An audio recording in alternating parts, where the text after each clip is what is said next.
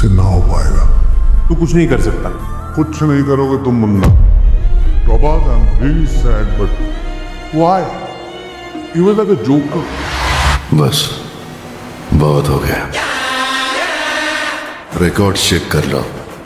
मैं आज तक एक फाइट नहीं हारा, ये भी नहीं हारूंगा। तो आज से सालों पहले टॉलीवुड को लोग ना के बराबर जानते थे। साउथ मूवीज का नाम लेते ही लोग लॉजिक ढूंढने लगते थे, लेकिन आज उसी इंडस्ट्री की फिल्में 1500 से 2000 करोड़ तक का कलेक्शन भी कर ले रही हैं। और ऐसे ही पिछले कुछ सालों में टॉलीवुड ने इंडियन सिनेमा में अपनी एक अलग पहचान बनाई है। चाहे वो बाहुबली हो, RRR हो या फिर पुष्पा, इन फिल्मों ने ना सिर्फ साउथ बल्कि पूरे इंडिया और दुनिया भर में एक नई पहचान बनाई है। लेकिन अब पुष्पा 2 के बम्पर कलेक्शन करने के बाद क्या आपको ऐसा लगता है कि टॉलीवुड रुकने वाली है? तो इसका सीधा जवाब है नहीं, बिल्कुल नहीं। अब टॉलीवुड का अगला टारगेट या फिर ऐसा कहें कि टॉलीवुड का अगला मिशन बन चुका है 3000 करोड़ के आंकड़े को टच करना। वैसे तो इस टारगेट को अचीव करने की अपॉर्चुनिटी काफी सारी फिल्में रखती हैं, like KGF chapter 3, toxic, SSMB 29 and Ramayana. अब इस टारगेट को इन फिल्मों में से कोई और फिल्म अचीव करे या ना करे, लेकिन उससे पहले इंडियन सिनेमा में एक ऐसा बंदा है जो अपने तगड़े फैन बेस की वजह से इस 3000 करोड़ की रेस को काफी आसानी से जीत सकता है। और इस एक्टर को टॉलीवुड ही नहीं बल्कि पूरे इंडियन सिनेमा का डायनासोर कहा जाता है। हाँ, मैं प्रभास की ही बात कर रहा हूँ। प्रभास के सामने आने वाले समय में ये 3000 करोड़ के टारगेट को अचीव कर पाना ज्यादा मुश्किल नहीं होगा। भले ही पुष्पा 2 ने वर्ल्ड वाइड 1870 करोड़ का तगड़ा कलेक्शन करके बाहुबली को पीछे छोड़ दिया हो, लेकिन कुछ लोग भूल रहे हैं कि प्रभास पहला ऐसा साउथ इंडियन एक्टर है जिसने बाहुबली के साथ पहाड़ जैसा रिकॉर्ड बना दिया था जिसे तोड़ने में सालों लग गए। आप प्रभास की आने वाली फिल्मों को ही देखो ना। स्पिरिट, सालार 2, कल्कि 2 जैसी बड़ी बड़ी फिल्में प्रभास की लाइनअप में हैं, जिसमें 3000 करोड़ के टारगेट को अचीव करने की सबसे बड़ी अपॉर्चुनिटी कल्कि 2 के ही पास है, जिसके बारे में हम आगे बात करेंगे। अब सवाल है कि आखिर 3000 करोड़ का आंकड़ा कैसे पार होगा, खासकर प्रभास कैसे इस आंकड़े को पार कर पाएंगे। तो इसके लिए प्रभास की आने वाली कुछ फिल्मों के ऊपर नजर डालते हैं, जिनकी मदद से प्रभास इस टारगेट को अचीव कर पाएंगे। तो आज हम इस वीडियो में बात करेंगे प्रभास की आने वाली कुछ ऐसी फिल्मों के बारे में जिनसे प्रभास इंडियन बॉक्स ऑफिस पे रूल करने वाले हैं। तो सबसे पहले बात करते हैं सलार 2 के बारे में। देखिए, जब सलार का पहला पार्ट रिलीज हुआ था तब काफी सारे लोगों ने इस फिल्म को क्रिटिसाइज किया था, और एक ये भी रीजन है कि लोगों के नापसंद करने की वजह से फिल्म 1000 करोड़ कमाने में फेल हो गई। लेकिन सलार 1000 करोड़ से ज्यादा का कलेक्शन डिजर्व करती थी। अभी के समय की बात करें तो ऑडियंस को चाहिए सिंपल एंटरटेनमेंट, जिसमें ओवर द टॉप एक्शन हो और थोड़े बहुत इमोशंस भी हो, और फिल्म देखते समय ज्यादा दिमाग ना घिसना पड़े। खैर, प्रशांत नील ने एक ऐसी फिल्म बनाई थी जो इंडियन सिनेमा को चेंज करने का दम रखती है, और इंडियन सिनेमा को ऐसी ही फिल्मों की काफी ज्यादा जरूरत भी है। देखो, भले ही फिल्म रिलीज के टाइम लोगों को पसंद नहीं आई, लेकिन इसका मतलब ये नहीं कि फिल्म को कभी अच्छा रिस्पॉन्स मिला ही नहीं। इसके OTT रिलीज के बाद काफी लोगों को फिल्म पसंद आने लगी थी, और इसका एक छोटा सा प्रूफ ये भी है कि फिल्म के OTT पर आने के